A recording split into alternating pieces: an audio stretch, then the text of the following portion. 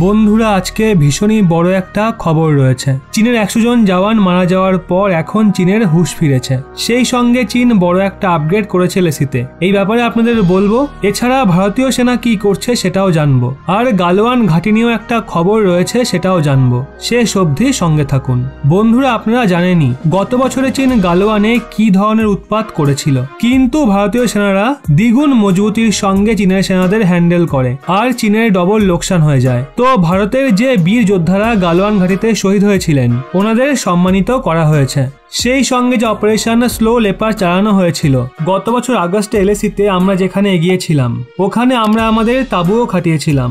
সেই অপারেশনেও আমাদের কিছু জওয়ান শহীদ হয়েছিলেন, যাদের মধ্য থেকে কর্নেল সন্তোষ বাবুর নাম আপনাদের অবশ্যই মনে আছে। বিহার রেজিমেন্ট সেখানে কিভাবে শৌর্য দেখিয়েছিল চীনের বিরুদ্ধে সেটা সবাই আমরা জানি। তো ওনাকেও সম্মানিত করা হয়েছে আজ। সেই সাথে এখন কথা বলি চীন সংলগ্ন সীমান্তে ভারতীয় সেনা কেমন কন্ডিশনে রয়েছে।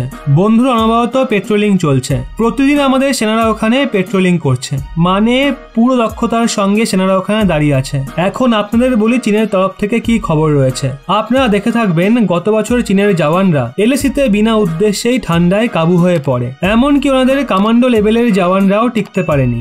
এরপর চীন ভীষণই ভয়ানক প্রস্তুতি নিয়েছে। এইবার এই খবরটা বেরিয়ে আসছিল, আমার মনে হয়েছিল ভীষণই খতরনাক কোনো হাতিয়ারকে চীন ওখানে মোতায়েন করেছে, বা হয়তো তারা কোনো যুদ্ধবিমানকে সেখানে পাঠিয়েছে। এই ধরনের কোনো প্রস্তুতি হতে পারত, কিন্তু যখন আমরা এই বিষয়ের দিকে একটু নজর দিই তখন জানতে পারি চীন তাদের প্রস্তুতি পর্বকে বাড়িয়ে আন্ডারওয়্যার ব্যবহার করেছে।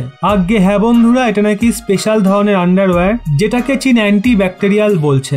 অবশ্যই এটা তো হাসির বিষয় নয়, কিন্তু হাসি এসেই যায়। সেই সঙ্গে চীন তাদের জওয়ানদের জন্য আরো অনেক উইন্টার ক্লোদিং পাঠিয়েছে। যদিও এই উইন্টার ক্লোদিং কাজ করুক বা না করুক এটা তো পরের কথা, কিন্তু চীন এর একটা প্রপাগান্ডা ভিডিও আগে জারি করে দিয়েছে। আজ্ঞে হ্যাঁ, চীনের গ্লোবাল টাইমস এই ভিডিও পোস্ট করেছে। অনেকের আবার এই ভিডিও দেখে মনে হতে পারে চীনের কাছে এই ধরনের উইন্টার ক্লোদিং আছে, তো ভারতীয় সেনার কাছে কি আছে।